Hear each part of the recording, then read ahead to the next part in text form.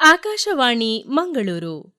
ಮಹಾಭಾರತ ಅನುಸಂಧಾನ ಭಾರತಯಾತ್ರೆ ಕೃತಿಗಾಗಿ 2023 ಕೇಂದ್ರ ಸಾಹಿತ್ಯ ಅಕಾಡೆಮಿ ಪ್ರಶಸ್ತಿಗೆ ಭಾಜನರಾದ ಹಿರಿಯ ಚಿಂತಕ, ವಿಮರ್ಶಕ, ಕೃಷಿಕ ಶ್ರೀ ಲಕ್ಷ್ಮೀಶ ತೋಳ್ಪಾಡಿ ಅವರೊಂದಿಗೆ ನಡೆಸಿದ ಸಂದರ್ಶನ. ತೋಳ್ಪಾಡಿಯವರೇ ನಮಸ್ಕಾರ. ನಮಸ್ತೆ. ಈ ಬಾರಿಯ ಕೇಂದ್ರ ಸಾಹಿತ್ಯ ಅಕಾಡೆಮಿಯ ಪ್ರಶಸ್ತಿ ತಮ್ಮ ಭಾರತಯಾತ್ರೆ ಕೃತಿಗೆ ಸಂದದ್ದಕ್ಕೆ ಅಭಿನಂದನೆಗಳು. ಧನ್ಯವಾದ. ಈ ಪ್ರಶಸ್ತಿಯ ನಿಮಿತ್ತದಲ್ಲಿ ಒಂದು ಕುತೂಹಲ.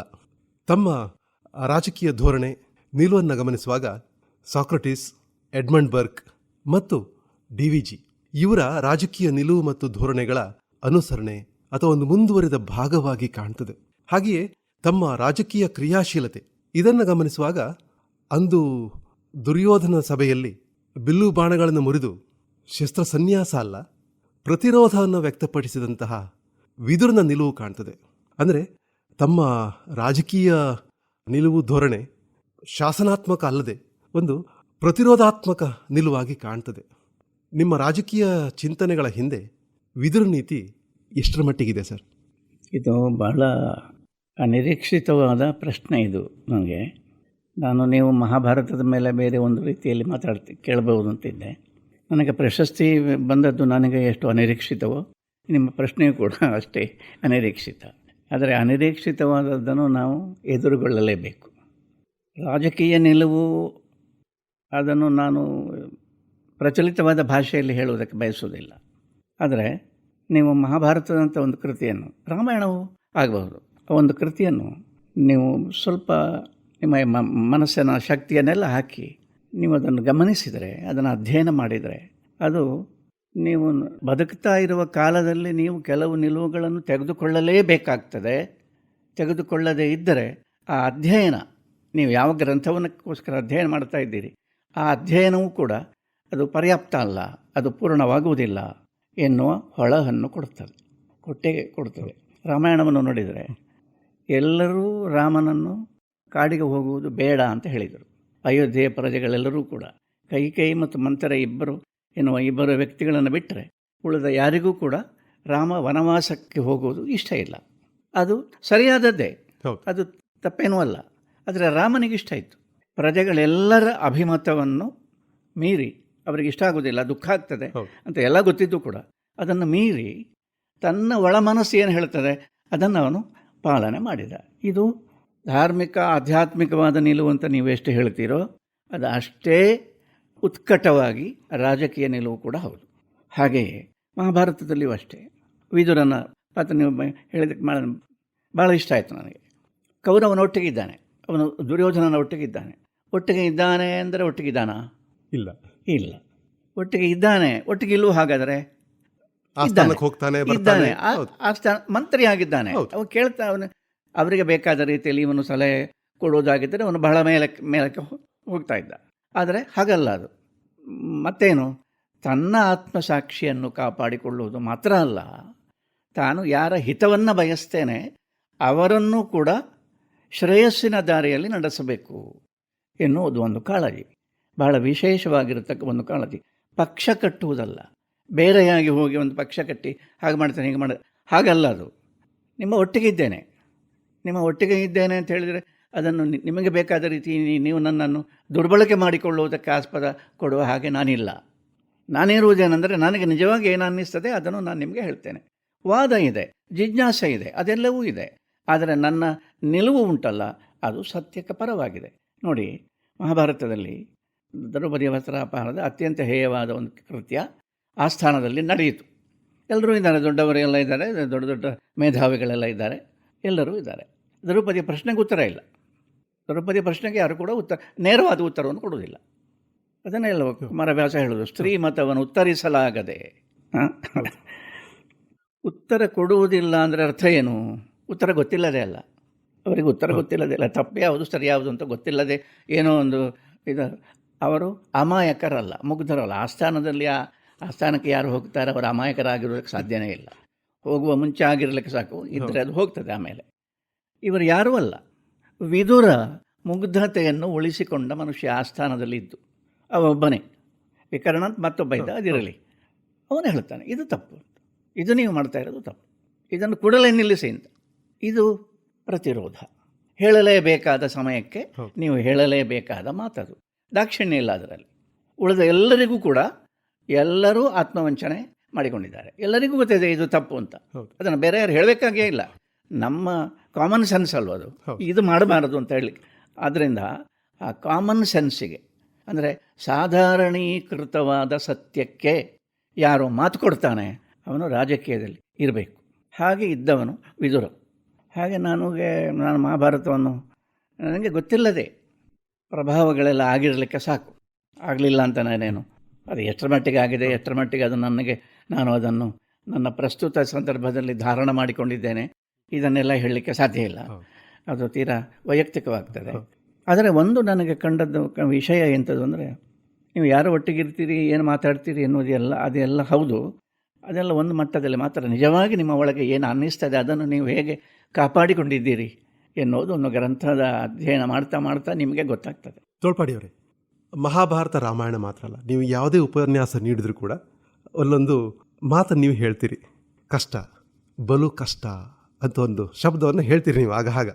ನಿಮ್ಮ ಒಂದು ಉಪನ್ಯಾಸದಲ್ಲಿ ಕನಿಷ್ಠ ಒಂದು 7-8 ಸಾರಿ ಬರ್ತದೆ ಆ ಶಬ್ದ ಕಷ್ಟ. ಅಂದರೆ ನಿಮಗೆ ನೀವೇ ಸವಾಲನ್ನು ಹಾಕ್ಕೊಂಡು ಆ ಸಂಕಷ್ಟವನ್ನು ನೀವೇ ಕಲ್ಪಿಸಿಕೊಂಡು ಮಾತನಾಡ್ತಾ ಹೋಗ್ತೀರಿ. ಈ ಒಂದು ನಿಮ್ಮ ರೂಢಿಯ ಹಿಂದೆ ಯಕ್ಷ ಪ್ರಶ್ನೆಯ ಯುಧಿಷ್ಠರನ ಸಂಕಟ ಎಷ್ಟರ ಮಟ್ಟಿಗೆ ಇದೆ? ಯಾಕಂತ ಹೇಳಿದ್ರೆ ಅದೊಂದು ಆ ರೀತಿಯ ಜಿಜ್ಞಾಸೆಗಾದಂತಹ ಸಂದರ್ಭವೇ ಅಲ್ಲ.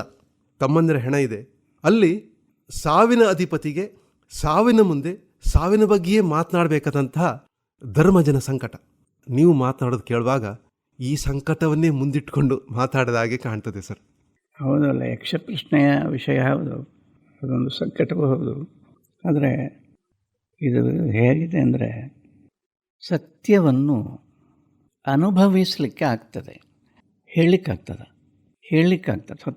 ಸತ್ಯಂ ವದ, ಅದು ಸರಿ, ಹೇಳಬೇಕಾದ್ದು ನಿಜ, ಹೇಳುವಾಗ ಅದು ನಮ್ಮ ಅನುಭವದ ಸತ್ಯವೇ ಆಗಿರ್ತದ ಅಥವಾ ಬೇರೆ ರೀತಿ ಆಗ್ತದ, ಯಾವುದೋ ಒಂದು ಬೇರೆ ರೀತಿಯಲ್ಲಿ ಅದು ಬಳಕ್ತದ. ಅಂದರೆ ಇನ್ನೊಂದು ರೀತಿಯಲ್ಲಿ ಹೇಳುವುದಾದರೆ, ಪ್ರಕಟವಾಗುವಾಗ ನಮ್ಮ ಭಾಷೆಯಲ್ಲಿ ನಾವು ಕಂಡದ್ದು, ನಾವು ಉಂಡದ್ದು, ನಮ್ಮ ಮನಸ್ಸು ಪ್ರಕಟವಾಗುವಾಗ ಅದರಲ್ಲಿ ನಮ್ಮ ಪೂರ್ವಾಗ್ರಹದ ಒಂದು ಅಂಶ ಇರ್ತದೆ. ಭಾಳ ಎಚ್ಚರದಲ್ಲಿ ಮಾತಾಡಿದರೆ ನೋಡಿ, ನನಗೆ ಇದು ಭಾಳ ಕಷ್ಟ. ಇದು ಈಗಲೇ ಅದನ್ನು ಹೇಳಿದೆ ನಾನು. ಭಾಳ ಕಷ್ಟ ಏನಂದರೆ, ಈ ಬಹಳ ಎಚ್ಚರದಲ್ಲಿ ಮಾತಾಡಿದರೆ ನಾವು ಮಾತಾಡುವುದೆಲ್ಲ ಸತ್ಯ ಆಗಿರ್ತದೆ. ನಾನು ನಿಮ್ಮ ಹತ್ರವೇ ಕೇಳೋದು, ಬಹಳ ಎಚ್ಚರದಲ್ಲಿ ಮಾತಾಡ್ತೇವೆ ಅಂದರೆ ಪೊಲಿಟಿಕಲಿ ಕರೆಕ್ಟ್ ಆಗಿರತಕ್ಕ ಸಂಗತಿಯನ್ನು ಮಾತಾಡ್ತೇವೆ. ವಾದಗ್ರಸ್ತ ಆಗಬಾರದು, ಅದು ಹೌದು, ವಿವಾದಕ್ಕೆ ಈಡಾಗಬಾರದು, ಹಾಗೆಲ್ಲ ಗಲಾಟೆ ಆಗಬಾರದು ಅಂತ ಇದನ್ನೆಲ್ಲ ಮನಸ್ಸನ್ನು ಇಟ್ಟುಕೊಂಡು ಹೇಳಬೇಕಾದ್ದನ್ನು ನಾವು ಹೇಳೋದು. ಈ ಪೊಲಿಟಿಕಲಿ ಕರೆಕ್ಟ್ ಆಗಿ ಹೇಳುವುದು ವಿಚ್ ಈಸ್ ರಿಯಲಿ ಇನ್ಕರೆಕ್ಟ್ ಅಲ್ವಾ? ಒಳಗಿಂದ ನಮಗೆ ಗೊತ್ತಿರ್ತದೆ. ಅಂದರೆ ಹೇಳಿಕ್ಕಾಗೋದಿಲ್ಲ ಅಂದರೆ ಏನು? ಒಳಗೆ ಗೊತ್ತಿದ್ದದನ್ನೇ ಅದೇನು ಹೇಳಿಕ್ಕಾಗೋದಿಲ್ಲ. ಮೊದಲನೇದಾಗಿ ಕೇಳುವವರ ಮನಸ್ಥಿತಿಯ ಸೂಕ್ಷ್ಮವಾದ ಒಂದು ಪರಿಚಯ ನಮಗಿರ್ತದೆ. ಅದನ್ನು ಘಾಸಿ ಮಾಡಲಿಕ್ಕೆ ನಮಗೆ ಮನಸ್ಸಾಗೋದಿಲ್ಲ. ಯಾಕಂದರೆ ಘಾಸಿ ಮಾಡಿದರೆ ಅದರಲ್ಲಿ ನಮ್ಮ ಸ್ವಾರ್ಥಕ್ಕೂ ಕೂಡ ಸ್ವಲ್ಪ ಮಟ್ಟಿಗೆ ಘಾಸಿಗೆ ಈಡಾಗ್ತದೆ. ಇದೆಲ್ಲ ಇದೆ. ನಾವು ಒಟ್ಟಿಗೆ ಇದ್ದೇವೆ, ಸಮಾಜದಲ್ಲಿ ಒಟ್ಟಿಗೆ ಇದ್ದೇವೆ. ಅದರಿಂದ ಭಾಳ ಹಿಂದಿನ ಒಂದು ಮಾತಿದೆ, ಸತ್ಯಂ ಬ್ರೂಯಾತ್, ಸತ್ಯ ಹೇಳಬೇಕು. ಪ್ರಿಯಂ ಬ್ರೂಯಾತ್, ಪ್ರಿಯವನ್ನು ಹೇಳಬೇಕು. ನಮ್ಮ ಬ್ರೂಯಾತ್ ಸತ್ಯಂ ಅಪ್ರಿಯಂ, ಎಷ್ಟೇ ಗೊತ್ತಿರೋದು ಎಲ್ಲರಿಗೆ, ಅಪ್ರಿಯವಾದ ಸತ್ಯ ಹೇಳಬಾರದು ಅಂತ. ಅದರ ಮತ್ತೆ ಒಂದಿದೆ, ಏನಂದರೆ ಪ್ರಿಯಂಚ, ಪ್ರಿಯವಾಗ್ತದೆ ಎನ್ನುವ ಕಾರಣಕ್ಕೋಸ್ಕರ ಅನೃತಂ ನ ಬ್ರೂಯಾತ್, ಪ್ರಿಯಂಚ ನಾನೃತಂ ಬ್ರೂಯಾತ್, ಏಷ ಧರ್ಮ ಸನಾತನ. ಪ್ರಿಯವಾಗ್ತದೆ ಎನ್ನುವ ಕಾರಣಕ್ಕೆ ಅಸತ್ಯ ಹೇಳಬಾರದು, ಸತ್ಯಕ್ಕೆ ಮೋಸ ಮಾಡಬಾರದು. ಹಾಗಂತ ಸತ್ಯ ಹೇಳಬೇಕು ಎನ್ನುವುದು ಅದು ಘಾಸಿ ಮಾಡಲೇಬೇಕು ಎನ್ನುವ ಉದ್ದೇಶದಿಂದ ಕೂಡ ಹೇಳಬಾರ್ದು. ಅದರಲ್ಲಿ ನಿಮ್ಮ ಅಹಂಕಾರದ ಛಾಯೆ ಇರಲಿಕ್ಕೆ ಕೂಡುದು. ಅದನ್ನು ಸ್ಪಷ್ಟವಾಗಿ ನೀವು ಅದನ್ನು ಹೇಳಬೇಕು. ಆದರೆ ಹೇಳುವಾಗ ಸಾಮಾನ್ಯವಾಗಿ ಏನಾಗ್ತದೆ ಅಂದರೆ, ಅದು ನಮ್ಮ ಪೂರ್ವಾಗ್ರಹದ ಒಟ್ಟಿಗೆ ಅದು ಒಂದು ಮಿಂಗಲಾಗಿರ್ತದೆ. ಅದು ಗೊತ್ತಾದಾಗ ಕಷ್ಟ ಆಗ್ತದೆ. ಇದು ಹೀಗಲ್ಲ ಹೇಳಬೇಕಾದ್ದು, ಇದು ಹೇಳಬೇಕಾದ ರೀತಿ ಬೇರೆ ಇದೆ ಅಂತ ಅದೇ ಹೇಳ್ತದೆ. ಇನ್ನೂ ಒಂದು ಸಂಗತಿ ಅಂದರೆ, ಒಂದು ವಿಷಯವನ್ನು ನೀವು ಮಂಡಿಸುವ ಒಂದು ರೀತಿ ಇರ್ತದೆ. ಒಂದು ರೀತಿ ನಿಮಗೆ ಗೊತ್ತಾದ ಕೂಡಲೇ ಆದ ರೀತಿಯೇ ಆಗಬೇಕಾಗಿಲ್ಲ, ಮತ್ತೊಂದು ರೀತಿಯಲ್ಲಿ ಕೂಡ ನೀವು ಮಾತಾಡಲಿಕ್ಕೆ ಆಗ್ತದೆ ಅಂತ ಕೂಡ ಗೊತ್ತಾಗ್ತದೆ. ಇನ್ನೊಂದು ರೀತಿಯಲ್ಲಿ ಕೂಡ ಮಾತಾಡಲಿಕ್ಕೆ ಆಗ್ತದೆ. ಅಂದರೆ ಅದು ಅದರದ್ದೊಂದು ವೈವಿಧ್ಯ. ಅದು ಹೀಗೆಲ್ಲ ಇದೆ. ಇದೆಲ್ಲ ಒಟ್ಟಿಗೆ ನೀವು ಮಾತಾಡುವಾಗ ಬರ್ತಾ ಇದ್ದರೆ, ಅಂದರೆ ನಾನು ಮಾತಾಡುವುದು, ನಾನು ಮೊದಲೇ ಯೋಚನೆ ಮಾಡಿಟ್ಟ ಒಂದು ಸಂಗತಿಯನ್ನು ಹೇಳುವುದು, ಒಂದು ಉಪದೇಶ ಮಾಡುವುದು, ಇದು ಯಾವ ರೀತಿಯೋ ಅಲ್ಲ. ನಾನು ಹೇಳಿದ ನನಗೆ ಕಾರಂತರ ಒಂದು ಮಾತು ನನಗೆ ಯಾವಾಗಲೂ ತೋಡಿಕೊಳ್ಳೋದು ಅಂತ. ಹೌದು. ನಾನು ಏನು ಎಲ್ಲರಿಗಿಂತ ನಾನು ಎಲ್ಲರ ಹಾಗೆ ಅತಿ ಸಾಮಾನ್ಯ ಮನುಷ್ಯ. ಹಾಗಾದರೆ ನನಗೆ ಮಾತಾಡಬೇಕಾದ ಒಂದು ಬಂದಿದೆ. ಆಗ ನಾನೇನು ಮಾತಾಡಬೇಕು, ನನ್ನ ಮನಸ್ಸನ್ನು ನಾನು ಹೇಳಬೇಕು. That's all. ಅಷ್ಟೇ ಇರೋದು. ನೀವು ಅದನ್ನು ಕೇಳ್ತೀರೋ ಬಿಡ್ತೀರೋ ಇದು ಯಾವುದೂ ಅಲ್ಲ. ಆದರೆ ಆಗಲೂ ಕೂಡ ಸಮಾಜ ಎನ್ನುವುದು ಒಪ್ಪಿತವಾದ ಸತ್ಯಗಳಿಗೆ, ನಾನು ಭಾಳ ಜನರನ್ನು ನೋಡಿದ್ದೇನೆ, ಒಳ್ಳೆಯವರೇ, ಆದರೆ ಅವರ ನಂಬಿಕೆಯ ಕುರಿತು ನೀವು ಅಲ್ಲಾಡಿಸುವ ಮಾತುಗಳನ್ನು ಮಾತಾಡಿದ ಕೂಡಲೇ ಬಹಳ ಒದ್ದಾಡ್ತಾರೆ. ಹೌದು. ಆಗ ಏನು ಅನ್ನಿಸ್ತದೆ ಅಂದರೆ, ಯಾಕೆ ಇದನ್ನು ಮಾತಾಡಬೇಕು ಅಂತ ಅನ್ನಿಸ್ತದೆ. ಸುಮ್ಮನೆ ಅವರ ಒಂದು ಸಜ್ಜನರು, ಅದಕ್ಕಿಂತ ಹೆಚ್ಚಿಗೆ ಅವರಿಗೆ ಬೇಡ, ಸಾಧ್ಯ ಇಲ್ಲ ಅಂತಲ್ಲ ನಾನು ಹೇಳಿದೆ, ಅವರಿಗೆ ಬೇಡ, ಅವರಿಗೆ ಅವರ ನಂಬಿಕೆ. ಈ ನಂಬಿಕೆ ಎಷ್ಟು ಸತ್ಯ, ಈ ನಂಬಿಕೆಗೆ ವಿರೋಧವಾಗಿರತಕ್ಕ ಸಂಗತಿಗಳು ಎಲ್ಲ ನಡೀತಾ ಇದ್ದಾಗ ನೀವು ನಿಮ್ಮ ನಂಬಿಕೆಯನ್ನು ಕಾಪಾಡಿಕೊಳ್ಳುವುದು ಹೇಗೆ ಇತ್ಯಾದಿ ಬಹಳ ದುರ್ಭರವಾದ ಪ್ರಶ್ನೆಗಳನ್ನು ಕೇಳಿದರೆ ನಡುಗುತ್ತಾರೆ ಎಲ್ಲರೂ. ಹೌದು. ಸಮಾಜ ಅಂತ ಹೇಳ್ತೇವೆ ಅಷ್ಟೇ, ಬಲಿಷ್ಠ, ಬಹಳ ವಲ್ನರಬಲ್ ಆದ ಸಮಾಜ. ವಲ್ನರಬಲ್ ಎನ್ನುವುದು ಅಲ್ಲ, ಬಹಳ ವೀಕ್ ಆಗಿರತಕ್ಕ ಸಮಾಜ. ಇದರಿಂದ ಬಹಳ ಜಾಗ್ರತೆ ಬೇಕು. ಮಾತಾಡದಿರುವುದೇ ಒಳ್ಳೆಯದು. ಮಾತಾಡುವಾಗ ಕಷ್ಟ ಅನುಭವಿಸುವುದು ಒಳ್ಳೆಯದು. ತೋಳ್ಪಾಡಿಯವರೇ, ಒಂದು ಅಸಂಗತ, ಇನ್ನೊಂದು ವಿಸಂಗತಿ, ಅಥವಾ ಎರಡೂ ಒಂದೇ. ರಾಜ್ಯಭಾರ ಮಾಡಬಾರದ ಕುರುಡು ವ್ಯಾಮೋಹವನ್ನೇ ಆಡಳಿತ ಅಂತ ತಿಳ್ಕೊಂಡಿರುವಂತಹ ಧೃತರಾಷ್ಟ್ರನಿಗೆ ವಿದುರ ನೀತಿಯ ಬೋಧನೆ. ಶಂತನುವಿನ ಅನಂತರ ಇಡೀ ಹಸ್ತಿನಾವತಿಯ ಸಿಂಹಾಸನದ ರಕ್ಷಕನಾಗಿದ್ದಂತಹ ಭೀಷ್ಮ ಅದನ್ನು ಏನೂ ಮಾಡಲಾಗದೆ ಸೋತವ ಶರಮಂಚದ ಮೇಲೆ ಮಲಗಿ ಯುಧಿಷ್ಠಿರನಿಗೆ ರಾಜ್ಯಭಾರವನ್ನು ಹೇಳುವಂತಹ ಶಾಂತಿ ಪರ್ವ ತುಂಬ ಅಸಂಗತವಾದ್ದೆ. ಇಂದಿನ ಜಗತ್ತಿನ ರಾಜಕಾರಣ ನೋಡುವಾಗ ಇವೆರಡೇ ಆಗ್ತಿರೋದು. ಇದು ನಿಮ್ಮ ಹತಾಶ ರಾಜಕೀಯ ಚಿಂತನೆ ಮೇಲೆ ಎಷ್ಟು ಪ್ರಭಾವವನ್ನು ಬೀರಿದೆ ತೋಳ್ಪಾಡಿಯವರೇ? ಹತಾಶ ಅಂದರೆ ಅಲ್ಲ, ಯಾರಿಗೂ ಕೂಡ, ಎಂಥ ಮೇಧಾವಿಗಳಿಗೂ ಕೂಡ ನಿರಾಶೆ ಕಟ್ಟಿಟ್ಟದ್ದು.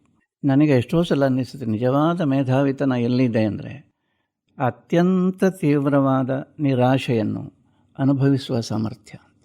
ಯಾಕೆ ಅಂದರೆ ಅದರಲ್ಲಿರುವ ಒಂದು ಗುಟ್ಟು ಏನು ಅಂತ ಕೇಳಿದರೆ, ಪ್ರತಿಯೊಬ್ಬರು ಯಾಕೆ ನಿರಾಶರಾಗ್ತಾರೆ ಅಂದರೆ ಸತ್ಯವನ್ನು ವ್ಯವಸ್ಥೆ ಮಾಡುವುದಕ್ಕೆ ಹೊರಡ್ತಾರೆ.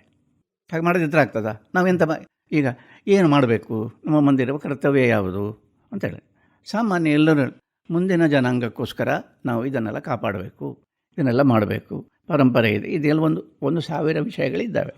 ಇದೆಲ್ಲ ಹೌದಾ? ಇದರ ಅರ್ಥ ಏನು? ಒಂದು ವ್ಯವಸ್ಥೆ ಮಾಡಬೇಕು ಅಂತ. ಒಂದು ವ್ಯವಸ್ಥೆ, ಒಂದು ಎಸ್ಟಾಬ್ಲಿಷ್ಮೆಂಟ್, ಒಂದು ಆರ್ಗನೈಸೇಷನ್. ಅಂದರೆ ಒಂದು ಸತ್ಯ ಅಂದರೆ ಹೀಗಿದೆ ಅಂತ ನಾವು ಒಬ್ಬರಿಗೆ ಹೇಳಬೇಕಾಗಿದೆ, ಅವರು ಅದನ್ನು ಕೇಳಿ ಅದರಂತೆ ಪಾಲಿಸಬೇಕಾಗಿದೆ. ಸೊ ಇದೊಂದು ಪರಂಪರೆ ಹೀಗೆ ಮುಂದುವರಿಯುತ್ತದೆ ಅಂತ. ನಿಜ ಏನು ಅಂದರೆ ಗ್ರಂಥಗಳ ಅಧ್ಯಯನದಲ್ಲಿ ನಮಗೆ ಕಾಣುವುದು ಒಂದು, ಆಮೇಲೆ ನಮ್ಮ ಅನುಭವವನ್ನೇ ನಾವು ವ್ಯಕ್ತಿ ಭಾವನೆಗಳ ನಿರಪೇಕ್ಷವಾಗಿ ಗಮನಿಸಿದರೆ ನಮಗೆ ಗೊತ್ತಾಗತಕ್ಕ, ಯಾರಿಗೂ ಹೇಳಲಿಕ್ಕೆ ಸಾಧ್ಯ ಇಲ್ಲ ಅಂಥ ಒಂದು ಸತ್ಯ ಯಾವುದಂದರೆ ಇಲ್ಲಿ ವ್ಯವಸ್ಥೆ ಮಾಡಲಿಕ್ಕಾಗೋದಿಲ್ಲ, ಜೀವನವನ್ನು ವ್ಯವಸ್ಥೆ ಮಾಡಲಿಕ್ಕಾಗೋದಿಲ್ಲ. ಯಾಕೆ ವ್ಯವಸ್ಥೆ ಮಾಡಲಿಕ್ಕಾಗೋದಿಲ್ಲ ಅಂದರೆ ಅದಕ್ಕೆ ಅದರದ್ದೇ ಆದ ಒಂದು ವ್ಯವಸ್ಥೆ ಇರಲಿಕ್ಕೆ ಸಾಕು. ಅದು ಯಾವುದನ್ನು ಲೆಕ್ಕಿಸುವುದಿಲ್ಲ. ಆ ವ್ಯವಸ್ಥೆಯ ಮುಂದೆ, ಅದನ್ನು ವ್ಯವಸ್ಥೆ ಅಂತ ನಾವು ಭಾವಿಸುವುದಾದರೆ ಆ ವ್ಯವಸ್ಥೆಯ ಮುಂದೆ ಪ್ರಕೃತಿ ಅಂತ ಇಟ್ಟುಕೊಳ್ಳಿ, ನಿಸರ್ಗ, ಅದಕ್ಕೊಂದು ವ್ಯವಸ್ಥೆ ಇದೆ. ಒಂದು ಕಾಲ ಹೋಗಿ ಮತ್ತೊಂದು ಕಾಲ ಬರ್ತದೆ, ಹೀಗೆಲ್ಲ ಆಗ್ತಾ ಇರ್ತದೆ. ನಮ್ಮ ಅಳವಿಗೆ ಸಿಕ್ಕದ್ದು ಹೌದು. ನಾವು ಅದರ ಒಳಗಿದ್ದೇವೆ, ಆದರೆ ಅದರ ಒಳಗಿದ್ದು ಕೂಡ ನಮಗೆ ಬೇಕಾದ ರೀತಿಯ ಒಂದು ವ್ಯವಸ್ಥೆಯನ್ನು ನಾವು ಇಲ್ಲಿ ಮಾಡಬೇಕಾಗಿದೆ ಅಂತ ನಾವೆಲ್ಲರೂ ತೊಡಗೋದು. ಗೊತ್ತಾಯ್ತಾ? ಅದು ಆಗ್ತದಾ? ತೊಡಗದೆ ನಿರ್ವಾಹ ಇಲ್ಲ ಎನ್ನುವುದು. ನಾವು ಮಾಡಲೇಬೇಕಾಗಿದೆ, ಏನಾದರೂ ಒಂದು ಮಾಡಲೇಬೇಕಾಗಿದೆ. ಆದ್ದರಿಂದ ನಾವು ಮಾಡಬೇಕಾದ್ದೇನು, ಒಂದು ವ್ಯವಸ್ಥೆ ಮಾಡಿಕೊಂಡು ಹೋಗುವ ಅಂತ ಪ್ರತಿಯೊಬ್ಬರು, ಅದು ರಾಜಕೀಯ ಇರಲಿ, ಸಾಮಾಜಿಕ ಇರಲಿ, ಧಾರ್ಮಿಕ ಇರಲಿ, ಮಠ ಮಂದಿರಗಳಿರಲಿ, ಅಧ್ಯಾತ್ಮ ಇರಲಿ, ಜೀವನದ ಎಲ್ಲ ಕ್ಷೇತ್ರಗಳು ಯಾವುದೂ ಬಾಕಿ ಇಲ್ಲ, ವ್ಯವಸ್ಥೆ ಮಾಡಲಿಕ್ಕೆ ಹೊರಡ್ತದೆ. ಆಗ್ತದೋ ಅಂತ ಈಶ್ವರೆಗೆ ಆಗಿದ್ದವು, ತಾತ್ಕಾಲಿಕವಾಗಿ ಆಗಲಿಕ್ಕೆ ಸಾಕು, ಆದಂತೆ ಅನ್ನಿಸ್ಲಿಕ್ಕೆ ಸಾಕು. ಆದರೆ ಅದು ಆಗ್ತದ, ಅದು ನಡೀತದ? ಶಾಶ್ವತವಾದದ್ದು ಯಾವುದಾದ್ರೂ ಉಂಟಾ? ಶಾಶ್ವತವಾಗಿರತಕ್ಕ ಒಂದು ವ್ಯವಸ್ಥೆಯನ್ನು ಮಾಡಬೇಕು ಅಂತ ಒಂದು ಕ್ಷಣಕಾಲ ಬದುಕುವ ಮನುಷ್ಯ ಜೀವಿ ಯೋಚನೆ ಮಾಡುವುದು ಅಸಂಬದ್ಧ ಅಲ್ವಾ? ಆದರೆ ಹಾಗೆ ಮಾಡದಿರಲಿಕ್ಕಾಗ್ತದೆ. ಯಾಕಂದರೆ ಪ್ರೇರೇಪಣೆಯೇ ಇದೆ, ನಮಗೆ ಹಾಗೆ ಪ್ರೇರೇಪಣೆಯೇ ಇದೆ. ನೋಡಿ, ಹೀಗೆ ಒಂದು ವ್ಯವಸ್ಥೆ ಮಾಡಲಿಕ್ಕೆ ಆಗುವುದಿಲ್ಲ, ಅದು ಕುಸಿದು ಬೀಳ್ತದೆ. ಆಗ ಭ್ರಮ ನಿರಸನ ಆಗ್ತದೆ. ಆಗ ಗೊತ್ತಾಗುವುದು ಅದು ಭ್ರಮೆ ಅಂತ. ಭ್ರಮ ನಿರಸನವಾಗುವಾಗ ಗೊತ್ತಾಗುವುದು ಅದು ಭ್ರಮೆ ಅಂತ. ಅದರ ಮೊದಲು ಗೊತ್ತಾಗೋದಿಲ್ಲ. ನಾನು ಹೇಳಿದ್ದು ಗೊತ್ತಾಯ್ತಾ? ಗೊತ್ತಾಯ್ತಾ? ತಪ್ಪು ತಿಳ್ಕೊಳ್ಬೇಡಿ.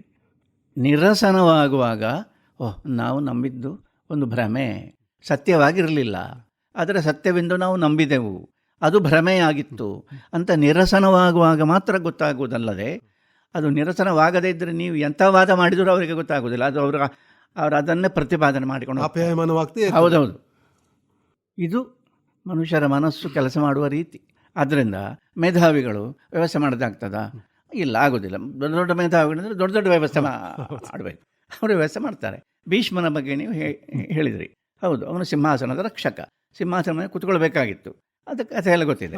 ಸಿಂಹಾಸನದ ರಕ್ಷಕ, ಸಿಂಹಾಸನದ ರಕ್ಷಣೆಯ ಒಂದು ಭ್ರಮೆ ಭೀಷ್ಮನನ್ನು ಕಾಡಿದ್ದರಿಂದ ಸಿಂಹಾಸನ ಉಳಿಬೇಕು ಎನ್ನುವುದಕ್ಕೋಸ್ಕರ ಆ ಸಿಂಹಾಸನದಲ್ಲಿ ಕೆಲಸ ಮಾಡುತ್ತಾ ಇದ್ದಂತಹ ದುರ್ಯೋಧನ ಏನು ಮಾಡಿದರೂ ಅವನು ಒಪ್ಪಿದ. ದ್ರೌಪದಿಯನ್ನು ಅವನು ಕಾಪಾಡದಿದ್ದಕ್ಕೆ ಅವನು ನಿಜವಾಗಿ ಅದನ್ನು ಮಾಡ್ತಾ ಇದ್ದರೆ ಕಥೆಯೇ ಬೇರೆ ಆಗ್ತಿತ್ತು. ಆದರೆ ಅವನಿಗೊಂದು ಭ್ರಮೆ, ಏನು, ಸಿಂಹಾಸನ ರಕ್ಷಣೆ ಮಾಡಬೇಕು, ನಾನು ಅದಕ್ಕೋಸ್ಕರ ಇದ್ದವನು, ನಮ್ಮ ಅಪ್ಪನಿಗೋಸ್ಕರ ಎಲ್ಲ ತ್ಯಾಗವನ್ನು ಮಾಡಿದ್ದೇನೆ. ತ್ಯಾಗ ಮಾಡುವುದು ತಪ್ಪ ಅಲ್ಲ, ತಪ್ಪಂತ ಹೇಳಿಕಾಗ್ತದ? ಹೇಳಿಕಾಗುವುದಿಲ್ಲ ಯಾರಿಗೂ. ಆದರೆ ತ್ಯಾಗ ಮಾಡಿದ್ದರೆ ಅದರ ಫಲ ಹೀಗೂ ಆಗಬಹುದಲ್ಲವೇ? ತ್ಯಾಗ ಹೋಗಿ ತ್ಯಾಗದ ಭ್ರಮೆ ಆಗಿದ್ರೆ ಅದೇ ಎಲ್ಲವೂ ಹಾಗೆ. ಎಲ್ಲ ಪ್ರಜ್ಞಾಪೂರ್ವಕವಾಗಿ ನಾವು ಮಾಡುವ ಪ್ರತಿಯೊಂದು ಸಂಗತಿಯಲ್ಲಿಯೂ ಈ ಭ್ರಮೆಯ ಒಂದು ಅಂಶ ಇದೆ. ಅಪ್ರಜ್ಞಾಪೂರ್ವಕವಾಗಿ ಸಂಭವಿಸಿದರೆ ನಾನು ಹೀಗೆ ಮಾಡಿದೆ ಎನ್ನುವುದು ಕೂಡ ಹೇಳುವುದಕ್ಕೆ ಸಾಧ್ಯ ಇಲ್ಲ. ಹೀಗೆ ಬಹಳ ವಿಚಿತ್ರವಾಗಿರತಕ್ಕ ಒಂದು ಪ್ರಜ್ಞಾಸ್ಥಿತಿ ಮನುಷ್ಯರಿಗೆ ಇರುವುದರಿಂದ ಯೋಚನೆ ಮಾಡುವುದು, ತಂತ್ರ ಮಾಡೋದು ಎಲ್ಲರಿಗೆ ಆಗ್ತಾ ಇರೋದು ಅಷ್ಟೇ ಅಲ್ವಾ? ಹೌದು, ಎಲ್ಲ ಆಗ್ತಾ ಇರೋದು. ನೀವೇನು ಯೋಚನೆ ಮಾಡ್ತೀರಿ ಅನ್ನೋದನ್ನು ಮೊದಲೇ ಊಹಿಸಿ ಅದಕ್ಕೆ ಪ್ರತಿಯಾಗಿ ನಾವು ಏನು ಮಾಡ್ಬೋದು ಅಂತ ಯೋಚನೆ ಮಾಡ್ತಾ ಇರೋದು. ಎಲ್ಲವೂ ಧರ್ಮರಾಜ ಮತ್ತು ಶಕುನಿ ಆಟ ಆಡಿದ ಹಾಗೆ ಜೂಜೆ ಅದು. ಅದೃಷ್ಟದ ಒಟ್ಟಿಗೆ ಹೀಗಾಗಬೇಕು, ಹೀಗಾಗಬೇಕಾಗಿದ್ದರೆ ನಾವು ಯಾವ ಮಾಡಬೇಕು, ಅವರ ಪ್ರತಿಕ್ರಿಯೆ ಏನಿರ್ಲಿಕ್ಕೆ ಸಾಕು, ಯಾವ ರೀತಿಯೆಲ್ಲ ಇರಲಿಕ್ಕೆ ಸಾಕು, ಹೀಗೆಲ್ಲ ಯೋಚನೆ ಮಾಡ್ತಾ ಇರೋದು. ಇದಕ್ಕೆಲ್ಲ ಕಾರಣ ಏನು ಅಂದರೆ, ಇದರ ಹಿಂದೆ ಇರುವ ತಾತ್ವಿಕತೆ ಏನು ಅಂತ ಕೇಳಿದರೆ, ವ್ಯವಸ್ಥೆ ಮಾಡಬೇಕು, ನಮಗೆ ಬೇಕಾದ ರೀತಿ ವ್ಯವಸ್ಥೆ. ಅದು ಇಟ್ ನೆವರ್ ಹ್ಯಾಪನ್ಸ್, ಅದಾಗುವುದೇ ಇಲ್ಲ. ಆಗುವುದು ಬೇರೆಯೇ. ಆಗ ಹತಾಶರಾಗುವುದೋ ಅಲ್ಲ, ಆತ್ಮನಿರೀಕ್ಷಣೆ ಮಾಡೋದು. ನಾವು ಮಾಡಿದ್ದೇ ತಪ್ಪು, ನಾವು ಹೆಡ್ಡಾಗಿ ಹೋಯಿತು ಅಂತ, ಹೀಗೆ ನಾವು ಮಾಡಬಾರ್ದಿತ್ತು ಅಂತ ಗೊತ್ತಾಗಬೇಕು. ಆತ್ಮನಿರೀಕ್ಷಣೆಗೆ ಕಾರಣ ಅದು. ಸತ್ಯ ಯಾವುದು ಅಂತ ಗೊತ್ತಾಗುವುದು ನಂಬಿದ್ದು ಸತ್ಯವಲ್ಲ ಅಂತ ಗೊತ್ತಾದಾಗ ಮಾತ್ರ. ಇಲ್ಲದಿದ್ದರೆ ಸತ್ಯದ ಕಡೆಗೆ ಮನಸ್ಸು ಹೋಗುವುದೇ ಇಲ್ಲ, ನಂಬಿಕೆ ಕಡೆಗೆ ಮಾತ್ರ ಹೋಗುವುದು. ನಾನು ನಂಬಿದ್ದೇನೆ, ಆದ್ದರಿಂದ ಹೀಗೆ ನನ್ನ ಹಾಗೆ ಎಲ್ಲರೂ ನಂಬಿರಿ ಅಂತ ಮಾಡಿಕೊಂಡು ಹೋಗುವುದು. ಸಾಮೂಹಿಕತೆಯನ್ನು ಬೆಳೆಸಿಕೊಂಡು ಹೋಗುವುದು. ಇದೆಲ್ಲ ಬಹಳ ಇದೆಲ್ಲ ಉಂಟಲ್ಲ, ಒಳ್ಳೆಯದು ಕೆಟ್ಟದ್ದನ್ನಲ್ಲ ನಾನು ಹೇಳ್ತಾ ಇರೋದು. ನಾನು ಹೇಳಿದ್ರೆ ಕಷ್ಟ ಅಂತ ಹೇಳಿದರೆ ಇದು ಒಳ್ಳೆಯದು ಕೆಟ್ಟದ್ದು ಅಂತ ಕೇಳಿ, ಅದು ಹಾಗಲ್ಲ ಸರ್. ಇದು ಒಳ್ಳೆಯದು ಕೆಟ್ಟದ್ದು, ಇದು ನಡ್ಕೊಂಡು ಬಂದ ದಾರಿ. ಹೌದು, ಮನುಷ್ಯ ಜೀವನ ನಡೆದುಕೊಂಡು ಬಂದ ದಾರಿ. ಸಾಮೂಹಿಕತೆ ತಪ್ಪು ಅಂತ ಹೇಳ್ತೀರಾ? ಹೇಗೆ ಹೇಳೋದು? ಹೇಳಲಿಕ್ಕೆ ನೀವು ಯಾರು? ಒಳ್ಳೆ ಕಥೆ ಆಯ್ತಲ್ಲ, ಅದು ಯಾರು ಹೇಳಲಿಕ್ಕೆ ಸಾಧ್ಯ ಇಲ್ಲ. ಆದರೆ ಸಾಮೂಹಿಕತೆಯಲ್ಲಿ ಮನುಷ್ಯನಿಗೆ ಪಾಪ ಪ್ರಜ್ಞೆಯೇ ಕಳೆದು ಹೋಗ್ತದೆ. ಏನು ಮಾಡಿದರೂ ಸರಿ. ವ್ಯಕ್ತಿಗತವಾಗಿದ್ದಾಗ, ವೈಯಕ್ತಿಕವಾಗಿ ಜೀವನ ಮಾಡಿದ್ರೆ ನಾನು ಮಾಡ್ತಾ ಇರೋದು ಸರಿಯೋ ತಪ್ಪೋ ಇತ್ಯಾದಿ ಏನು ಪಾಪ ಮಾಡಿದ್ದೇನೆ ಎನ್ನುವ ಒಂದು ಗಿಲ್ಟ್ ಪ್ರತಿಯೊಬ್ಬನಿಗೂ ಇರ್ತದೆ. ಒಳ್ಳೆಯದು, ಅದನ್ನು ತಪ್ಪೊಂದೇನು ಹೇಳೋದಿಲ್ಲ. ಯಾಕಂದರೆ ಅದೂ ಇಲ್ಲದಿದ್ದರೆ ಏನಾಗ್ತಿತ್ತು ಮನುಷ್ಯರ ಸ್ಥಿತಿ ಅಂತ ನನಗೆ ಊಹಿಸಲಿಕ್ಕಾಗೋದಿಲ್ಲ. ಅದರಿಂದ ಕ್ರಿಶ್ಚಿಯನ್ ಇದರಲ್ಲಿ ಸಿನ್, ಒರಿಜಿನಲ್ ಸಿನ್ ಅಂತ ಅದನ್ನು ಹುಟ್ಟಿದ್ದೇ ಹಾಗೆ ಅಂತ. ಅಂದರೆ ಅದನ್ನು ಬಹಳ ತಪ್ಪು ಅಂತ ಎಲ್ಲ ಹೇಳಿಕ್ಕಾಗೋದಿಲ್ಲ. ಈ ಬಹಳ ಅದು ಜೀವನ ಪ್ರೀತಿ ಹಾಗೆ ಹೇಗೆ ಅಂತ ಎಲ್ಲ ಹೇಳಿಕೊಂಡು ಮನುಷ್ಯನನ್ನು ಮೆತ್ತಗೆ ಮಾಡುವುದಕ್ಕೋಸ್ಕರ ಮಾಡಿಕೊಂಡಿರತಕ್ಕ ಉಪಾಯಗಳನ್ನೆಲ್ಲ ಬಿಟ್ಟು ಹಾಕಲಿಕ್ಕಾಗೋದಿಲ್ಲ. ಅದು ಬೇಕು. ಆದರೆ ಪಾಪ ಪ್ರಜ್ಞೆಯನ್ನು ಮನುಷ್ಯ ಮೀರಬೇಕಾಗಿದೆ. ಪಾಪ ಪ್ರಜ್ಞೆಯಲ್ಲಿ ಒದ್ದಾಡಿಕೊಂಡು ಇರೋದಕ್ಕೆ ಅರ್ಥವೇ ಇಲ್ಲ. ಮೀರುವುದು ಹೇಗೆ? ಸಾಮೂಹಿಕತೆಯಲ್ಲಿಯ ತನ್ನಲ್ಲಿಯೇ ತಾನು ಮೀರಬೇಕಲ್ಲದೆ, ಅದರ ಸತ್ಯವನ್ನು ತಾನು ಶೋಧಿಸಬೇಕಲ್ಲದೆ, ಸಾಮೂಹಿಕತೆಯಲ್ಲಿ ಗ್ಯಾಂಗ್ ರೇಪ ಮಾಡ್ತೀವಿ. ಅರ್ಥ ಏನ್ರಿ ಇದಕ್ಕೆಲ್ಲ? ಕೊಲೆ ಅಂದ್ರೇನು? ಯುದ್ಧ ಅಂದ್ರೇನು? ಮತ್ತೆ ಯುದ್ಧ ಅಂದ್ರೇನು? ಒಬ್ಬ 1000 ಜನ ನೋಡ್ಕೊಂಡ್ರೆ ಅವನು ವೀರ. ಬಾಳಿಗೆ ಅಂದರೆ ಹಾಗಂತ ಹೇಳಿ ಈ ಇಡೀ ವ್ಯವಸ್ಥೆ ಮಧ್ಯದಲ್ಲಿ ಬದುಕುತ್ತಾ ಇರುವ ನಾವು ಅದನ್ನು ಒಂದು ದೂರ ನಿಂತು ಹೀಗಿರಬೇಕು ಹೀಗಿರಬಾರದು ಅಂತ ಹೇಳುವುದಕ್ಕೂ ಸಾಧ್ಯ ಇಲ್ಲ. ಅದು ಕೂಡ ಅಸಂಬದ್ಧ. ತೋಳ್ಪಾಡಿ ಅವರೇ, ಸಾಮೂಹಿಕತೆಯ ಬಂಧನವನ್ನು ಹೇಳಿದ್ರಿ. ನನಗಿಲ್ಲಿ ತುಂಬ ಆಶ್ಚರ್ಯ ಕಾಣೋದು, ಭಗವದ್ಗೀತೆ ವ್ಯಕ್ತಿ ಸ್ವಾತಂತ್ರ್ಯದ ಪಾರಮ್ಯವನ್ನು ಹೇಳುವಂತಹ ಒಂದು ಬೋಧೆ, ನೀತಿ ಬೋಧೆ ಹೇಳ್ಬೋದು. ಅಪಾರವಾದ ವ್ಯಕ್ತಿ ಸ್ವಾತಂತ್ರ್ಯವನ್ನು ಹೇಳ್ತದೆ. ಅದು ಕರ್ಮ ಇರ್ಬೋದು, ಮೋಕ್ಷ ಇರ್ಬೋದು, ಎರಡರಲ್ಲಿಯೂ ವ್ಯಕ್ತಿ ಸ್ವಾತಂತ್ರ್ಯವನ್ನು ಹೇಳ್ತದೆ. ಕೊನೆಗೂ ಶ್ರೀಕೃಷ್ಣ ಹೇಳೋದೇನು, ಇನ್ನು ನಿನಗೆ ಸರಿ ಕಂಡ ಹಾಗೆ ಮಾಡು ಅಂತಾನೆ. ಆದರೆ ಇದೆಲ್ಲವನ್ನ ಹೇಳಿದ್ದು ತಮ್ಮ ತಮ್ಮ ಸ್ವಾತಂತ್ರ್ಯವನ್ನು ಸಾವಿನ ಕೈಗೆ ಒಪ್ಪಿಸಿ ಯುದ್ಧರಂಗದಲ್ಲಿ ಬಂದಂತಹ ಅಕ್ಷೋಹಿಣಿ ಸೈನ್ಯದ ಮುಂದೆ. ಇದು ಅಸಂಬದ್ಧವೋ ಅಸಂಗತವೋ? ಅಲ್ಲ ನೋಡಿ, ಅದು ಏನಂದರೆ ನಾವು ಬಳಸ್ತೇವೆ ಅಂತ ಇಟ್ಟುಕೊಳ್ಳಿ, ಅಬ್ಸರ್ಡ್, ಅಸಂಗತ, ಇದು ಅಸಂಬದ್ಧ ಅಂತ ಬಳಸ್ತೇವೆ. ನಮಗೆ ಅದರ ಬಗ್ಗೆ ಖಚಿತವಾಗಿ ಗೊತ್ತಿದೆಯಾ? ಇಲ್ಲ, ಖಂಡಿತ ಇಲ್ಲ. ಇಲ್ಲ. ಮತ್ತು ಹಾಗಾದರೆ ನಾವು ಬಳಸುವುದೇ ಒಂದು ಅಬ್ಸರ್ಡ್ ಇನ್ ಇಟ್ ಸೆಲ್ಫ್ ಅಲ್ಲ. ಅದು ಏನು ಅಸಂಬದ್ಧ ಅಂತ ನಮಗೆ ಗೊತ್ತುಂಟ. ನಾವು ಹೇಳುವುದು ನಮ್ಮ ಲಾಜಿಕ್, ನಮ್ಮ ಅದಕ್ಕೆ ಅದು ಒಪ್ಪುವುದಿಲ್ಲ, ಹೊಂದಿಸ್ಲಿಕ್ಕೆ ಆಗುವುದಿಲ್ಲ. ಆ ಹೊತ್ತಿನ ನಮ್ಮ ವಿವಂಚನೆಗೆ ಸರಿಯಾಗಿ ಪದ ಹೇಳುವುದು ಇದು ಅಸಂಬದ್ಧಪ್ಪ ಅಂತ. ಹೌದು. ಅಂದರೆ ಅದೊಂದು ಇದು ಅಸಂಬದ್ಧ ಅಂತ ನಾವು ಅದನ್ನು ಹೇಳುವಾಗ ಅದರಲ್ಲಿ ಆ ಮಾತಿನಲ್ಲಿ ಒಂದು ನಿರಾಳತೆ ಇದೆ. ನಾನು ಹೇಳ್ತಾ ಇರೋದು ತಿಳಿಯುತ್ತಾ? ಇದು ಅರ್ಥ ಆಗುವುದಿಲ್ಲ, ಅದಕ್ಕೆ ಅರ್ಥ ಇಲ್ಲ, ಅದು ಅಸಂಬದ್ಧ ಅಂತ ಹೇಳುವಾಗ ಆ ಅಸಂಗತತೆಯ ನೋವು ನಮ್ಮನ್ನು ಕಾಡುವುದಿಲ್ಲ. ಇದು ಅಸಂಗತ ಅಂತ ಹೇಳಿ ಅದನ್ನು ಅಲ್ಲಿ ಇಟ್ಟ ಹಾಗೆ, ಇದು ಬೇಡ, ಇದರ ವ್ಯವಹಾರ ಬೇಡ ಅಂತ. ಹೀಗೆಲ್ಲ ಬಹಳ ಸಂಗತಿಗಳೆಲ್ಲ ಇದೆ. ಭಗವದ್ಗೀತೆ ವ್ಯಕ್ತಿ ಸ್ವಾತಂತ್ರ್ಯವನ್ನು ಹೇಳ್ತದೆ ಅನ್ನೋದನ್ನು ಪೂರ್ತಿಯಾಗಿ ನಾನು ಒಪ್ಪುವುದಿಲ್ಲ. ಹಾಗೆ ಕಾಣ್ತದೆ ಅದು. ನಾನು ಹೇಳೋದೆಲ್ಲ ಹೇಳಿದ್ದೇನೆ, ಆಮೇಲೆ ನಿನಗೆ ಯೋಗ್ಯ ಕಂಡ ಹಾಗೆ ನೀನು ಮಾಡು ಅಂತ ಅವನು ಹೇಳಿದ್ದ ಹೌದು. ಯಥೇಚ್ಛಸಿ ತಥಾಕುರು ಅಂತ ಹೇಳಿದ್ದ ಹೌದು. ಅದು ಒಂದು ಮಾತು. ಭಗವದ್ಗೀತೆಯಲ್ಲಿ ವ್ಯಾವಹಾರಿಕ ಸಂಗತಿಗಳು ತುಂಬ ಇವೆ, ವ್ಯಾವಹಾರಿಕವಾದ ಮಾತುಗಳು ಬಹಳ ಇವೆ. ಭಗವದ್ಗೀತೆ ಮಹಾಭಾರತದ ಮಧ್ಯದಲ್ಲಿದೆ, ಅದನ್ನು ಎಲ್ಲರೂ ಒಪ್ಪಿದ್ದಾರೆ. ಅದನ್ನು ಯಾರೋ ತಂದು ಆಮೇಲೆ ಮಹಾಭಾರತದ ಒಟ್ಟಿಗೆ ಅದನ್ನು ಸೇರಿಸಿ ಅದನ್ನು ಮಾಡಿದ್ದಲ್ಲ, ಅದು ಪ್ರಕ್ಷೇಪ ಅಲ್ಲ, ಅದು ವ್ಯಾಸರೇ ಬರೆದದ್ದು. ಅದನ್ನು ಬೇಕು ಅಂತಲೇ ಇಡೀ ಮಹಾಭಾರತದ ದಾರ್ಶನಿಕತೆ ಭಗವದ್ಗೀತೆಯಲ್ಲಿ ಚಿಕ್ಕದಾಗಿ ತಾತ್ವಿಕವಾಗಿ ಮೂಡಿದೆ. ಅದು ಬರೀ ವ್ಯಕ್ತಿ ಸ್ವಾತಂತ್ರ್ಯವನ್ನು ಹೇಳುವಂಥದ್ದಲ್ಲ, ವ್ಯಕ್ತಿ ಸ್ವಾತಂತ್ರ್ಯ ಎನ್ನುವುದು ಇಲ್ಲ ಎನ್ನುವುದನ್ನು ಪ್ರತಿಪಾದಿಸುವಂಥದ್ದು ಭಗವದ್ಗೀತೆ. ವ್ಯಕ್ತಿ ಸ್ವಾತಂತ್ರ್ಯ ಅಂತ ಇಲ್ಲ ಅಂತ. ವ್ಯಕ್ತಿ ಸ್ವಾತಂತ್ರ್ಯ ಎನ್ನುವುದೇ ದೊಡ್ಡ ಭ್ರಾಂತಿ ಅಂತ. ಆ ಭ್ರಾಂತಿ ನೀನು ಎಷ್ಟು ಕಾಲ ಇಟ್ಟುಕೊಳ್ತೀಯೋ ಅಷ್ಟು ಕಾಲ ನನ್ನ ಮಾತನ್ನು ನಾನು ಹೇಳ್ತೇನೆ, ನಿನಗೆ ಬೇಕಾದ ಹಾಗೆ ಮಾಡು ಅಂತ. ಹೊರತು ಅದು ಸತ್ಯ ಅಂತಲ್ಲ.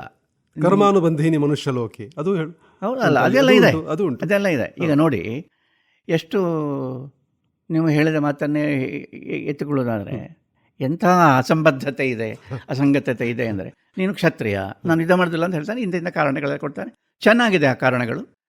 ಅವರು ಶತ್ರುಗಳು ಮಾತ್ರ ಅಲ್ಲ, ಭೀಷ್ಮ, ದ್ರೋಣ ಇತ್ಯಾದಿಯವರೆಲ್ಲಿದ್ದಾರಲ್ಲ, ಇವರೆಲ್ಲರೂ ಕೂಡ ಶತ್ರುಗಳು ಅಂತ ಇಷ್ಟವರೆಗೆ ಭಾವಿಸಿದ್ದೆವು. ಈಗ ಈ ಕ್ಷಣದಲ್ಲಿ ನನಗೆ ಗೊತ್ತಾಯಿತು ಬಂಧುಗಳು ಅಂತ. ಇದೊಂದು ಸಾಕ್ಷಾತ್ಕಾರ ಅಲ್ವ ಅದು. ಶತ್ರುಗಳು ಅಂತ ನಾವು ಇಷ್ಟವರೆಗೆ ಭಾವಿಸಿಕೊಂಡು ಬಂದದ್ದು, ಮನಸ್ಸಿನಲ್ಲಿ ಅದನ್ನು ಕಟ್ಟಿಕೊಂಡು ಬಂದದ್ದು. ಈಗ ನನಗೆ ಕಾಣ್ತಾ ಇದೆ ಏನಂದರೆ, ಸಾಯುವುದಕ್ಕೆ ಸಿದ್ಧರಾಗಿ ನಿಂತಿದ್ದಾರೆ, ಇವರೆಲ್ಲ ನನ್ನ ಬಂಧುಗಳು, ನನ್ನ ಹಾಗೆ ಅಂತ, ನಾನು ಇವರನ್ನು ಕೊಲ್ಲಲಾರೆ ಅಂತ ಹೇಳುವಂಥದ್ದು ಒಂದು ಬಹಳ ಮಾರ್ಮಿಕವಾದ ಒಂದು ಇದದು. ಆವಾಗ ಕೃಷ್ಣ ಹೇಳ್ತಾನೆ, ವ್ಯಾವಹಾರಿಕವಾದ ಮಾತು ಹೇಳ್ತಾನೆ, ನೀನು ಕ್ಷತ್ರಿಯ, ನಿನ್ನ ಸ್ವಧರ್ಮ ಯುದ್ಧವನ್ನು ನೀನು ಮಾಡುವುದು, ಯುದ್ಧ ಮಾಡುವುದಿಲ್ಲ, ಅವರೇ ಬೇಕಾದರೆ ನನ್ನನ್ನು ಕೊಲ್ಲಲಿ ಅಂತ ಹೇಳುವುದು ಕೂಡ ನಿನ್ನ ಕ್ಷತ್ರಿಯ ಸ್ವಭಾವವನ್ನೇ ಸೂಚಿಸ್ತದೆ. ಯಾಕೆಂದರೆ ನೀನು ಪಲಾಯನ ಮಾಡೋದಕ್ಕೆ ಸಿದ್ಧನಿಲ್ಲ. ಸೊ ನೀನು ಬೇಸಿಕಲಿ ನೀವು ವಾರಿಯರ್, ಹೋರಾಡು ಅಂತ. ಇದು ವ್ಯಾವಹಾರಿಕವಾದ ಮಾತು, ಇದೇನು ದೊಡ್ಡ ದಾರ್ಶನಿಕವಾದ ಮಾತಲ್ಲ. ಆದರೆ ದಾರ್ಶನಿಕವಾದ ಮಾತು ಹೇಳ್ತಾನೆ, ಅದು ಇವನು ಮತ್ತೆ ಕೇಳದೇ ಇದ್ದದಕ್ಕೋಸ್ಕರ ಬಿಡಿಸಿ ಹೇಳ್ತಾ, ದಾರ್ಶನಿಕವಾದ ಮಾತೇನೆಂದರೆ, ನಿಜ ಏನು ಅಂತ ಕೇಳಿದರೆ, ಉಭೂತವನು ವಿಜಾನೀತವು ನಾಯಂ ಹಂತಿ ನ ಹನ್ಯತೆ. ಕೊಲ್ಲುವವನೂ ಇಲ್ಲ, ಕೊಲ್ಲಲ್ಪಡುವವನೂ ಇಲ್ಲ. ನೀನು ಕೊಲ್ಲುತ್ತೇನೆ ಅಂತ ಹೊರಡುವುದು ಅಸಂಬದ್ಧ, ಇವನಿಂದ ನಾನು ಕೊಲ್ಲಲ್ಪಡುವ ತಕ್ಕ ನಾನು ಸಾಯ್ತೇನೆ ಅಂತೇಳಿ. ಉಭೌತವನ ವಿಜಾನೀತವು, ಇಬ್ಬರಿಗೂ ಗೊತ್ತಿಲ್ಲ. ಇದು ಭಯಂಕರ ಒಂದು ಅಸಂಗತ ಅಲ್ವೋ, ಹೋರಾಡು ಅಂತ ಹೇಳುವುದು. ಕ್ಷತ್ರಿಯ ನೀನು, ನಿನ್ನ ಸ್ವಭಾವ ಅದು, ಹೋರಾಡು ಮಾರಾಯ ಅಂತ ಹೇಳುವುದು. ಆಮೇಲೆ ಫಿಲಾಸಫಿ ಏನು ಹೇಳ್ತದೆ, ನಿಜವಾದದ್ದು ಏನು ಅಂತ ಕೇಳಿದರೆ, ನಿಜವಾದದ್ದು ಹೇಳಬೇಕಾದ್ರೆ ಶತ್ರುವೂ ಇಲ್ಲ, ಮಿತ್ರನೂ ಇಲ್ಲ, ಎರಡೂ ಇಲ್ಲ, ದ್ವಂದ್ವ ಇಲ್ಲ ಅಂತ. ಇದೆಲ್ಲವೂ ದ್ವಂದ್ವ ಅಂತ. ಏನು, ವ್ಯವಹಾರದ ಪ್ರಪಂಚ ಇಡೀ ದ್ವಂದ್ವದಿಂದ ನಿಬಿಡವಾಗಿದೆ, ಕೂಡಿದೆ. ಸತ್ಯ ಉಂಟಲ್ಲ, ಅದು ಒಂದೇ ಅಂತ ಹೇಳೋದು ಯಾವ ಕಾರಣಕ್ಕೆ ಅಂದರೆ, ಅಲ್ಲಿ ದ್ವಂದ್ವ ಇಲ್ಲ ಅಂತ. ಹಾಗಾದರೆ ಇದನ್ನು ನೀವು ಒಪ್ಪಿದರೆ, ಒಪ್ತೀರಿ ಅಂತ ಇಟ್ಟುಕೊಳ್ಳುವ, ಆಯಿತು ಒಪ್ಪುವ, ವಾದಕ್ಕೋಸ್ಕರ ಅದು ಒಪ್ತೇವೆ ಅಂತ ಇಟ್ಕೊಂಡ್ರೆ, ಹಾಗಾದರೆ ಇಡೀ ಇದನ್ನು ವ್ಯವಸ್ಥೆ ಮಾಡಲಿಕ್ಕೆ ಆಗೋದಿಲ್ಲ ಅಂತ ಹೇಳಿದ್ದು ನಾನು. ಅದಕ್ಕೆ ವ್ಯವಸ್ಥೆ ಮಾಡುವುದಕ್ಕೆ ಹೊರಟರೆ ಇಲ್ಲಿ ಇಂಥ ಒಂದು ಸಂದಿಗ್ಧ ಬಂದೇ ಬರ್ತದೆ, ಎಲ್ಲರಿಗೂ ಬರ್ತದೆ. ಹಾಗಾದರೆ ಇದನ್ನು ದಾಟುವುದು ಹೇಗೆ? ನಿಮಿತ್ತ ಅಂತ. ವ್ಯಕ್ತಿತ್ವ ಇಲ್ಲ ಅಂತ. ವ್ಯಕ್ತಿತ್ವ ಅಂತ ಭಾವಿಸಿದರೆ ಇದೆಲ್ಲವೂ ಕೂಡ ಈ ಎಲ್ಲ ಸಂಕಟಗಳನ್ನು ಅನುಭವಿಸುವುದು ಅನಿವಾರ್ಯ. ಆದರೆ ಸಂಕಟಗಳನ್ನು ಅನುಭವಿಸಿಯೇ ಏನು ಪರಿಹಾರ ಅಂತ ಹುಡುಕಬೇಕು. ಬುದ್ಧ ಅಲ್ವ ಹೇಳಿದ್ದು, ದುಃಖ ಎನ್ನುವುದು ಮೊದಲನೆಯ ಸತ್ಯ, ಆರ್ಯ ಸತ್ಯ. ದುಃಖ ಇಲ್ಲ ಅಂತ ಹೇಳ್ಕೊಂಡು ಸುಮ್ಮನೆ ಜೀವನ ಪ್ರೀತಿಯಿಂದ ಹೇಳ್ಕೊಂಡು ಮಾತಾಡಬೇಡಿ. ದುಃಖ ಎನ್ನುವುದಿದೆ, ಮೂಲಭೂತವಾದ ದುಃಖ ಇದೆ.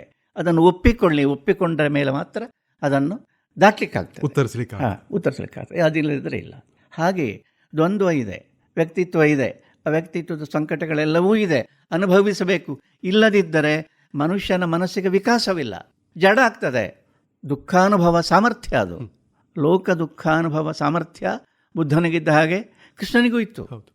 ಹೀಗೆ ಇದೆ. ಆದ್ದರಿಂದ ದಾಟಿದರೆ ದ್ವಂದ್ವ ಇಲ್ಲ, ಅಲ್ಲಿ ದುಃಖ ಇಲ್ಲ. ಹಾಗಾದರೆ ದುಃಖ ಇತ್ತು ಅಂತ ನಾವು ಭಾವಿಸಿದ್ದಕ್ಕೆ ಏನರ್ಥ ಅಂತ ಕೇಳಿದರೆ ಅದು ಒಂದು ಉಪಾಯ. ಅದು ಗೊತ್ತಾಗೋದು ಮತ್ತೆ ದುಃಖ ದಾಟಿದ ಮೇಲೆ, ನಾನು ಭಾವಿಸಿದ್ದಷ್ಟೇ, ಭಾವನೆಗಳ ಪ್ರಭಾವ ನನ್ನ ಮನಸ್ಸಿನ ಮೇಲೆ ಇಷ್ಟು ತೀವ್ರವಾಗಿದ್ದು, ಈಗ ಅದರಿಂದ ನಾನು ಹೊರಗೆ ಬಂದಾಗ ಈಗ ಗೊತ್ತಾಗ್ತದೆ ಎಲ್ಲ ಏನು, ಇದು ಒಂದು ಪ್ರವಾಹ, ಜೀವನ ಪ್ರವಾಹ ಅಂತ. ಬುದ್ಧ ಹೇಳಿದ ಮತ್ತೊಂದು ನನಗೆ ಭಾಳ ಇಷ್ಟ, ಕ್ಷಣಿಕ ಅಂತ. ನಾನು ಭಾಳ ಯೋಚನೆ ಮಾಡಿದ್ದೇನೆ, ತಪ್ಪು ತಿಳ್ಕೊಬೇಡಿ, ಭಾರಿ ದೊಡ್ಡ ಸಂಗತಿ ಹೇಳ್ತಾ ಇದ್ದೇನೆ ಅಂತ. ಕ್ಷಣಿಕ ಅಂದರೆ ಏನು? ಒಂದು ಕ್ಷಣ ಇದೆ, ಇನ್ನೊಂದು ಕ್ಷಣ ಇಲ್ಲ, ಎರಡು ಕ್ಷಣ ಒಂದು ಇಲ್ಲ. ಒಂದು ವಸ್ತು ಎರಡು ಕ್ಷಣದಲ್ಲಿ ಇರುವುದಿಲ್ಲ, ಒಂದೇ ಕ್ಷಣ.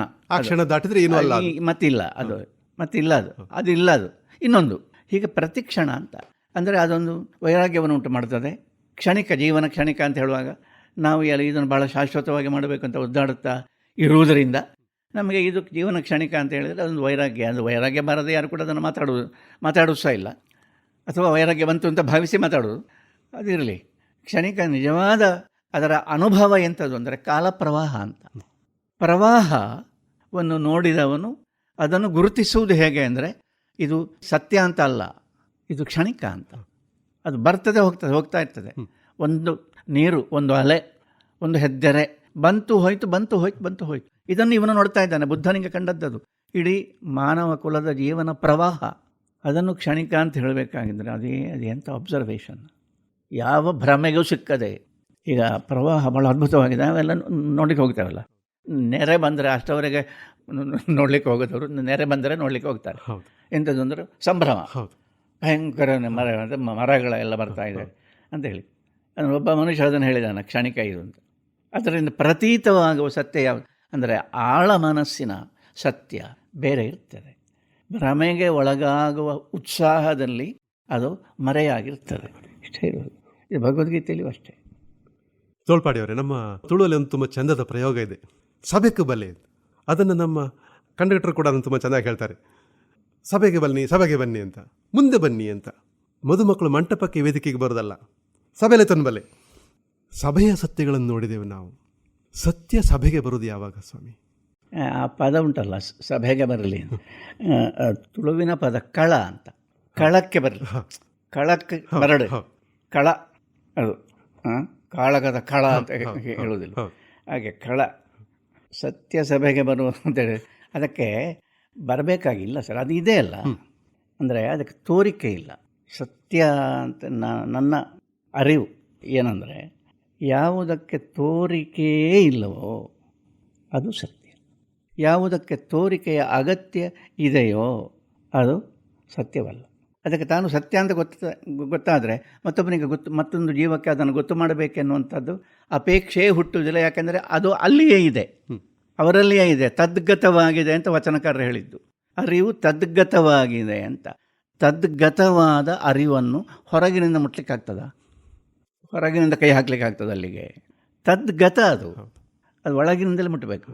ಆದ್ದರಿಂದ ಸತ್ಯಕ್ಕೆ ತೋರಿಕೆಯ ಹಂಬಲವೇ ಇಲ್ಲದೆ ಇದ್ದದ್ರಿಂದ ಅದಕ್ಕೆ ಸಭೆ ಅಂದರೆ ಏನಂತಲೇ ಗೊತ್ತಿಲ್ಲ. ಅದಕ್ಕೆ ನಾವು 4 ಜನ ಸೇರಿಕೊಂಡು ನಾವು ಸಭೆ ಅಂತೇಳಿ ಮಾಡುವುದಲ್ಲದೆ, ಅಲ್ಲಿ ಸುಳ್ಳು ಮಾತಾಡುವುದಲ್ಲದೆ, ಸತ್ಯಕ್ಕೆ ಸಭೆ ಬೇಡ, ಅದು ಅಸಭ್ಯ.